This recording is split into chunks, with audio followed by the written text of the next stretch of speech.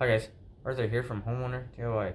In this video, I'm going to be installing a water filter for a kitchen faucet. Now, this is a relatively simple, straightforward, DIY friendly job. You need minimal tools and just a little bit of time. So what we'll do now is we'll look at our setup.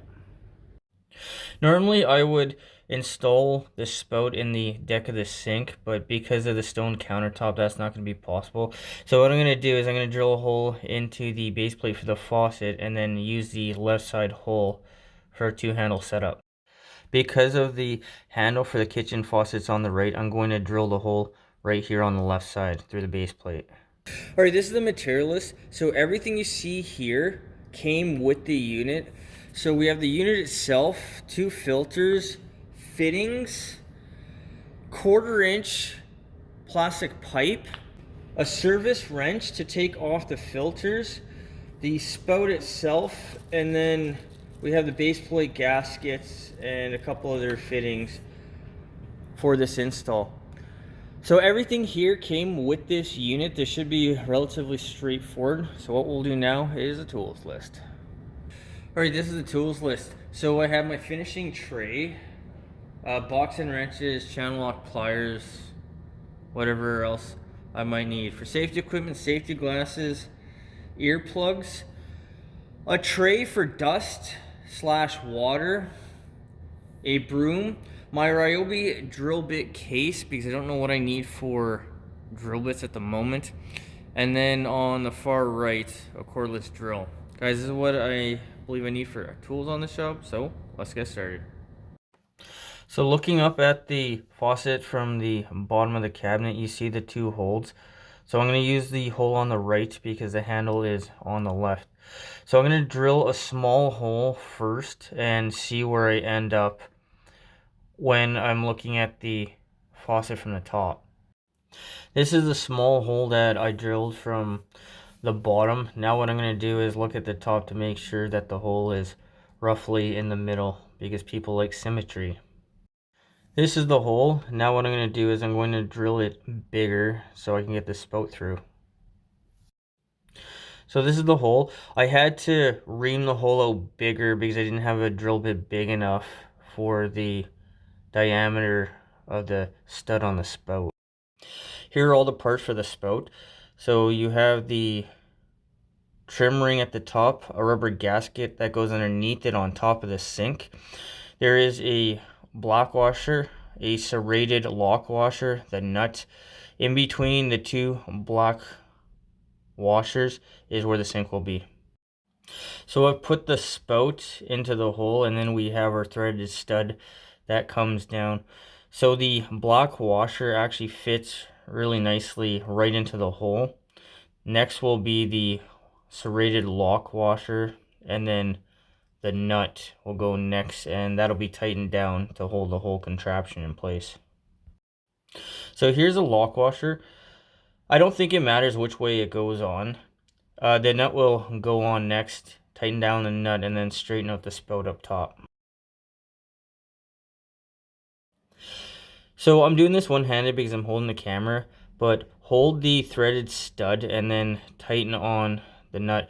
If the whole spout is moving, you can gently clamp with channel lock pliers on the threads, but make sure that you don't strip or damage the thread when you're trying to tighten this nut down. So this is a 1/4 inch supply tube that they provide. So the nut will go on first, the plastic ferrule will go on, and then the plastic sleeve. Now it does say in the instructions when you tighten this nut down to not over tighten, but they don't actually say what over tightening it is. One other thing I recommend is don't cut this tube down because you may need to cut it later for some reason, so it's better to just be longer. Okay, so for mounting the unit, you want it to be level. There's two screws that will fit into the holes. Make sure that you leave enough space that you can remove the filters. If you put it right at the very base of the cabinet, you're not going to be able to remove the filters later on. So I put one screw in. I'm not going to use the anchors because the side of the cabinet is a pretty solid piece of wood, but make sure that you level this out. I'm just going to eye it out, but you can always put a level at the very top and then level it out, make a mark if necessary for the screws. So the right side is the outlet of the unit. The left side is the inlet. The inlet has a marking that says in. So for the tube, it says to push it in 1 inch. So push it in all the way and then give it a tug to make sure it's nice and solid. So the filters, you see the color, they're coordinated. So the orange will go on to the left. So there is an arrow, so slide the filter up, and then the arrow should be right in the middle after it gets locked into place. When the cartridge locks into place, you will hear a click, and that arrow will be in the middle. So this is the T that is going to connect to the cold stop. So for our parts, we have our T. The bottom nut goes onto the stop, the right is the tube, and then the top goes to the faucet. So this will be the same as the spout. The nut will go on first, the plastic ferrule will be next, and then the brass sleeve will go after that. I think it's easier if you prefab this right now onto the T before you install the T onto the stop.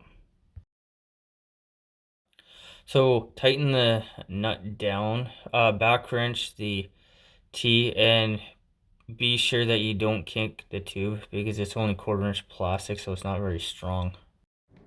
So now I will shut off the stop and then disconnect the faucet supply line.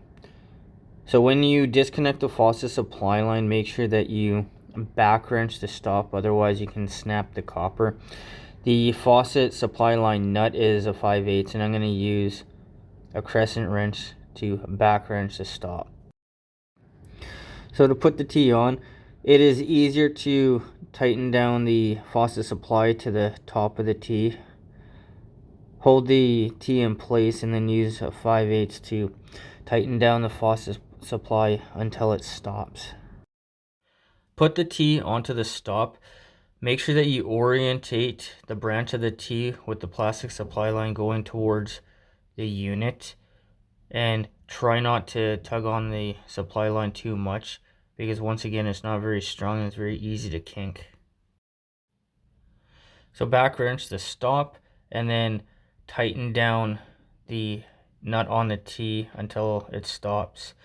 Once again, try to hold the T in place facing towards the unit. Just like with the outlet, the inlet, push the tube in 1 inch until it bottoms out. Give it a tug and make sure it's nice and secure. So that finishes the install for this unit. Make sure that none of the tubes are kinked or stressed in any kind of way. The water for the cold side, for the faucet and for this unit, needs to be turned on. Once it's turned on, it says in the instructions to run water through the unit for 10 minutes to flush out the filters. While running water through the spout, check the unit, the cold shutoff, and the connection at the spout for any leaks. The cold stop is also going to be the shutoff for this unit when filters need to be changed. Alright guys, so that concludes this job. So this is a relatively simple, straightforward project to do. You need minimal tools. The hardest part I had was drilling the base plate for the faucet. Now this particular counter, this is a quartz, it's a synthetic stone.